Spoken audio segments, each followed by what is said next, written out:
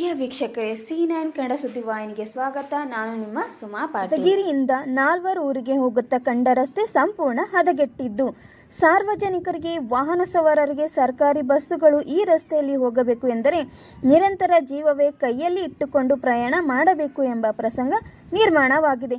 ಮಾನ್ಯ ಜಿಲ್ಲಾ ಉಸ್ತುವಾರಿ ಸಚಿವರಾದಂಥ ಪ್ರಿಯಾಂಕ ಖರ್ಗೆ ಸಾಹೇಬರು ಈ ಕಡೆ ಗಮನ ಹರಿಸಬೇಕು.